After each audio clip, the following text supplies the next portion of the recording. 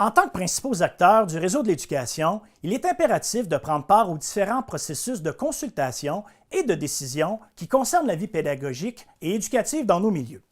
Parce que participer, c'est exercer une influence sur ce qui se passe dans nos écoles et nos centres. C'est investir les lieux de pouvoir qui sont mis à notre disposition. On le sait, le tourbillon de la fin d'année approche et certaines décisions devront être prises au cours des prochaines semaines.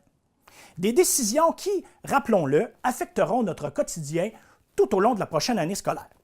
Il vaut donc mieux y voir dès maintenant. Voici un bref rappel.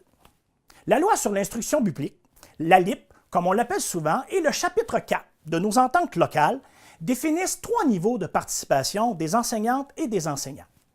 Être consulté, participer à l'élaboration des propositions de la direction et soumettre nos propositions. Premier niveau, être consulté. Les éléments ne sont pas tous les mêmes d'une commission scolaire à l'autre, mais voici des exemples où la direction doit consulter le personnel enseignant. Pour l'organisation des journées pédagogiques, les sessions d'examen et l'organisation des activités complémentaires pour les élèves. Il est important de souligner qu'une véritable consultation implique qu'il y a un partage d'informations en quantité suffisante, un délai raisonnable pour réfléchir et se former une opinion éclairée sur le sujet dont il est question, et la possibilité d'exprimer cette opinion pour influencer la décision finale. Attention, la direction ne peut pas toujours ignorer tous les avis donnés. En aucun cas, la consultation doit prendre la forme d'une rencontre d'information. La jurisprudence est très claire. Les consultations doivent être réelles pour être valides. Deuxième niveau, participer à l'élaboration des propositions de la direction.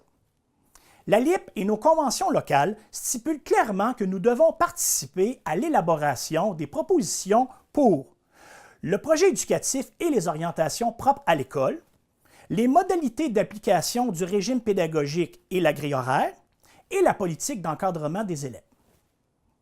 Soulignons que cette participation implique un pouvoir plus grand qu'une consultation et qu'il y a une obligation pour la direction de mettre les enseignantes et les enseignants au jeu. Troisième niveau, soumettre à l'approbation de la direction ses propositions. Voici quelques exemples pour lesquels le personnel enseignant soumet ses propositions. Pour les normes et modalités d'évaluation des apprentissages des élèves, incluant le bulletin scolaire, le choix des manuels scolaires et du matériel didactique requis pour l'enseignement des programmes d'études, ainsi que les critères relatifs à l'application des nouvelles méthodes pédagogiques. La loi indique que c'est aux enseignantes et aux enseignants de faire des propositions, lesquelles doivent être remises dans les 30 jours suivant la demande de la direction.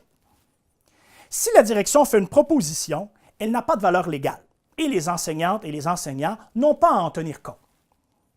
Le rôle de la direction est d'approuver ou de refuser.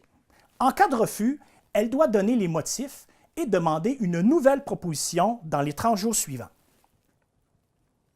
Notez qu'à tous les niveaux de participation, la direction doit toujours faire connaître les raisons et motifs de sa décision. Comme intervenants qui agissons en première ligne et qui connaissons profondément les réalités de notre milieu, nos opinions et nos propositions sont incontournables. C'est pourquoi il est important de participer.